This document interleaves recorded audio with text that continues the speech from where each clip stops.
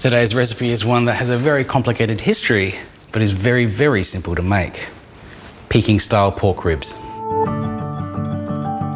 Around the beginning of 2020, bushfires and a pandemic devastated many Australian regional towns, but they are recovering and rebuilding. I'm on the road to visit some of these areas as they spring back to life and collect some of Australia's best produce along the way. Join me on my road trip for good.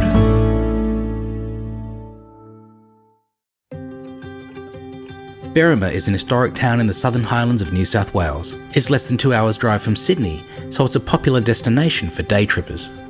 People come here for the country charm, colonial history and laid-back village feel. The little hand-stirred jam shop is my favourite place on the main street.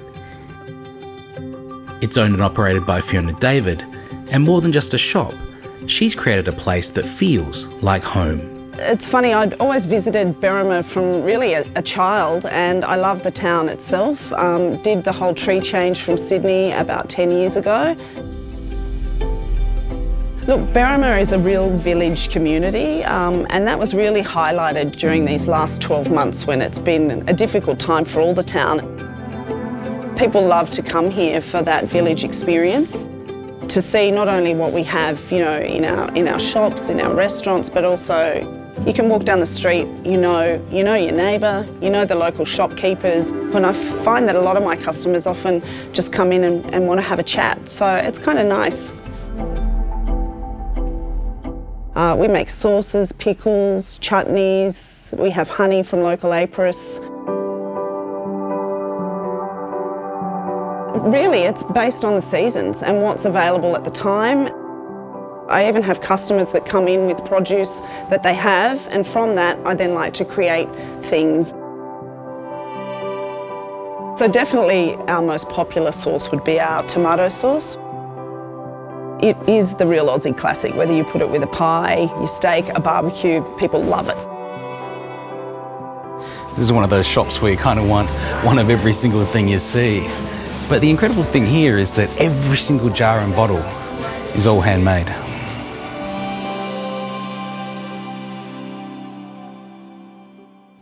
Peking pork ribs. It's a very simple name, but it's one that's caused an awful lot of confusion because this dish actually has nothing to do with Beijing or Peking at all. It's a Cantonese dish based on a Jiangsu dish that is probably named after Nanjing, which is the capital of Jiangsu Province. The name of this dish in Mandarin is Jiangsu Province, and that means capital pork ribs or Peking pork ribs. The pork ribs I'm using are a Chinese cut pork rib, so very, very short with quite a lot of meat on them. You can easily use American style pork ribs as well, that's not a problem. I'm just gonna cut these into individual ribs. Going in between the bones, I'm using a cleaver, but you really don't have to, and a regular knife can get through this very, very easily.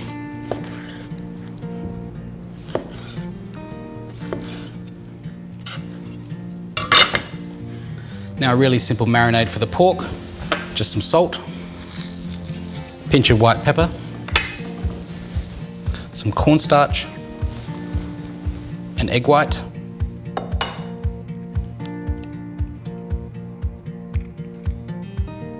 and a good lug of Shaoxing wine. Mix it up by hand and really rub it into the pork. This marinade isn't actually for flavour, it's more for texture. This is a process known as velveting. It's very common in Chinese cooking. The combination of egg white and the cornstarch raises the pH of the mixture and keeps the meat more tender. I'll set this aside to marinate for about an hour, wash my hands, and then we'll get on with the sauce. This is essentially a sweet and sour dish, so we've got a lot of sweet and sour type ingredients going into here. To the sugar, I'm going to add a tablespoon of soy sauce, tablespoon of Shaoxing wine, and a tablespoon of rice vinegar. And then the main ingredient is this tomato sauce, about a quarter cup of that. Now, if you don't have a nice handmade tomato sauce, a regular old commercial tomato sauce is totally fine for this. Touch of water as well. I'll just stir that together to dissolve the sugar.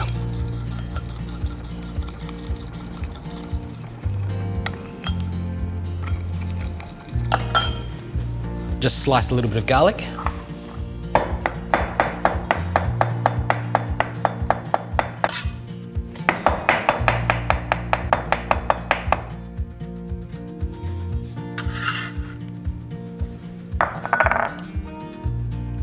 for these ribs.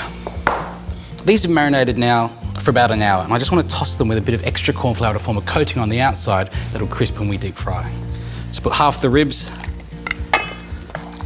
into a bowl, scatter with a bit more cornstarch, and give these a toss.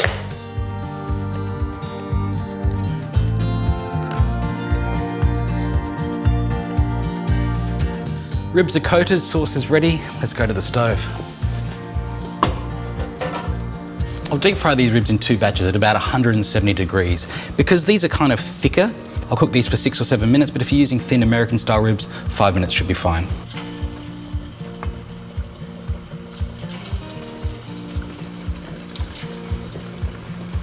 You really want to make sure you skim away any of the bits of flour that are coming off the ribs here, because that's going to foul your oil.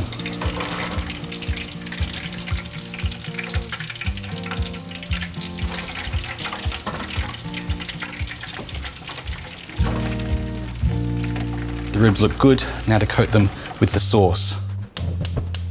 Hot wok, little bit of oil in there, and then in with the garlic. This garlic is cut really fine, so you don't want to leave this for too long or it's going to burn. Straight in with the sauce. I'll bring that to a simmer, let that bubble for a little bit till it thickens.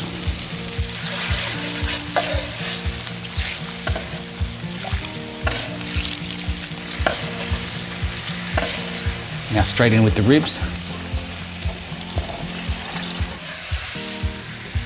Toss everything together.